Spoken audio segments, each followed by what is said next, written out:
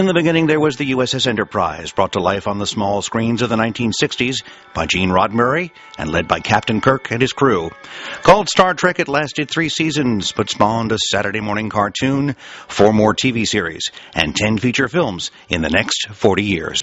Now, as Star Trek fans await J.J. Abrams' new big-screen take on Trek in May, the adventure has continued on home computers with numerous fan-driven Star Trek web programs over the past few years. Welcome on board the USS Farragut, a Constellation-class sister ship to Kirk's Enterprise.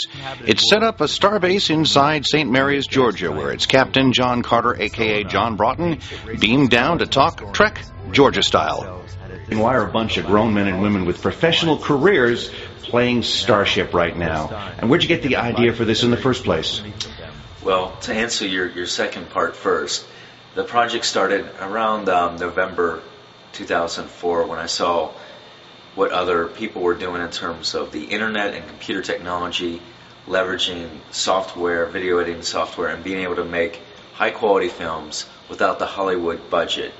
They rival very much what's being done out in Hollywood. But are you a Star Trek fan, or? I'm definitely a Star Trek fan. Been one ever since I was a kid.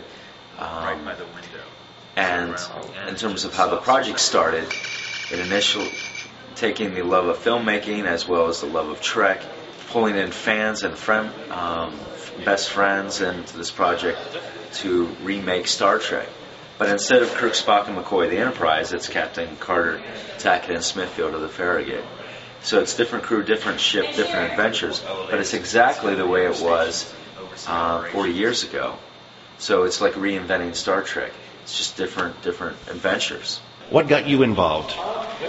My husband is best friends with our executive producer, John Broughton, and I was running a theater at the time they decided to form this production group. I've been a fan of Star Trek, although not quite as much into it as John and Mike were. But since working with this group and doing this project, I've become much, much more interested in watching the series myself and even doing some writing of scripts and participating on just about every level. How does you and your crew feel about the fact that Trek is finally coming back on the big screen? Just seeing these newer audiences love Star Trek, we couldn't be more thrilled about it. It only helps us. Those people that know about Star Trek, if they become a fan because of the new series, they might hear about us, and vice versa. Some of the things that we've been able to leverage in terms of the new film, and people have been able to learn about us. Well, that's it from the bridge of the Starship Farragut, which is now headed into its next journey. It'll be called Damn the Torpedoes. You'll see it in about a year. Now, my only question is, how do I make this thing go? Oh, yeah. Engage. For Jacksonville.com, I'm Dan Scanlon.